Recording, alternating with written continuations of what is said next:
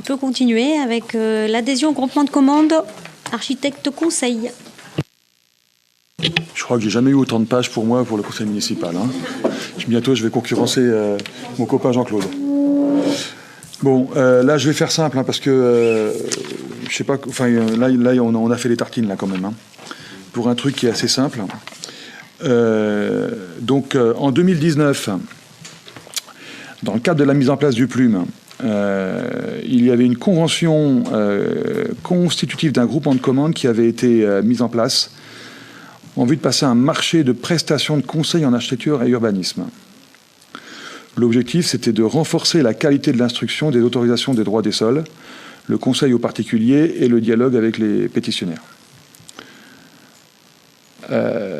Un avenant avait été signé à cette convention pour en prolonger l'effet jusqu'au 31 décembre 2023. Je ne sais pas si vous vous rappelez, mais on avait voté cet avenant fin 2022. Alors, on considère que la mobilisation d'une expertise tierce en matière d'urbanisme et d'architecture doit permettre aux communes de continuer à éclairer leurs décisions et d'apporter un conseil aux particuliers, si besoin.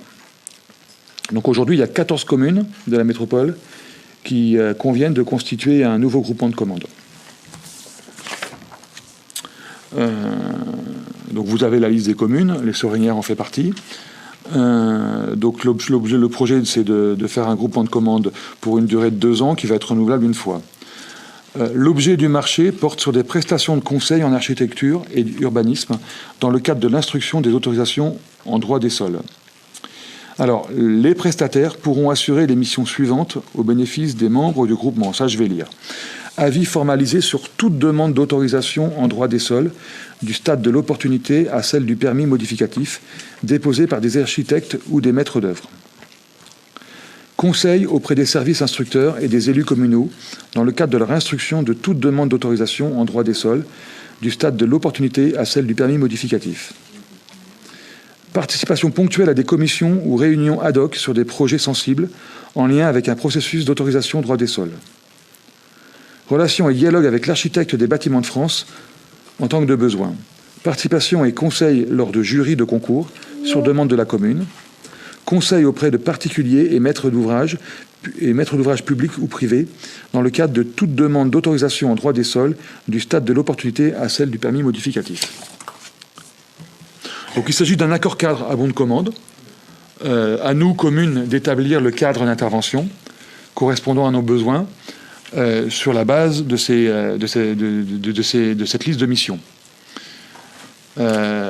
Pour information, le coût de cette prestation sur les années antérieures, c'était en gros un peu plus de 2 000 € en 2019, 2 200 en 2020 et 96 € en 2021. En gros, on a pas mal limité ces demandes-là pendant le Covid. Hein. Et le budget qui est inscrit, c'est 4 000 €. Donc, on propose de prévoir aussi 1 à 2 permanences mensuelles de l'architecte conseil et de l'architecte conseil et des sollicitations ponctuelles en cas de besoin. Par exemple, sur des projets d'aménagement urbain stratégique pour la commune. Donc là, c'est pour un démarrage en début 2024. Est-ce qu'il y a des questions ? Muriel ?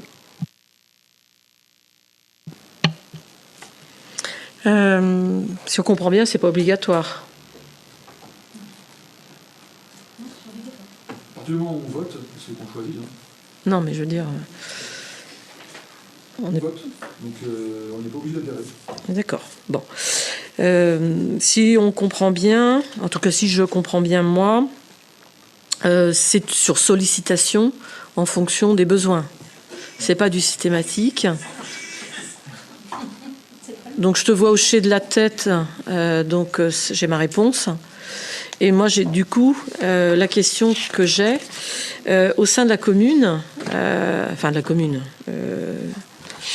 de la municipalité, des services compétents, l'URBA.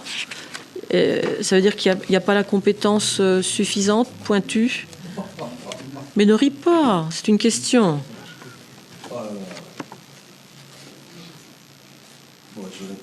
Bah oui, c'est une question. Hein. Bah, j'ose espérer qu'il n'y a pas de sous-entendu derrière quand même.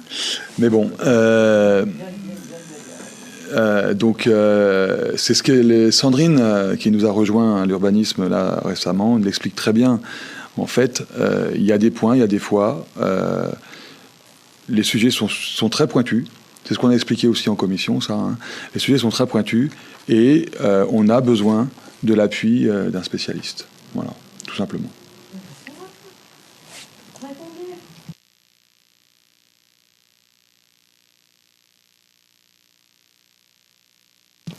David.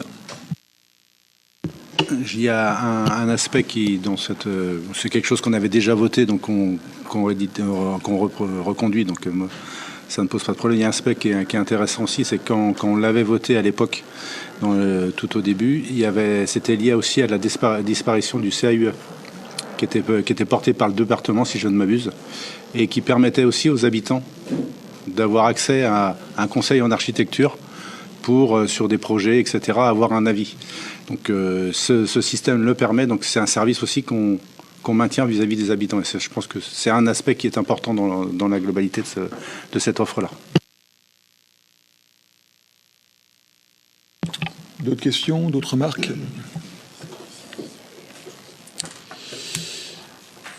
Il est donc demandé aux conseillères municipales et aux conseillers municipaux de bien vouloir adhérer à ce groupement de commande. Qui est pour?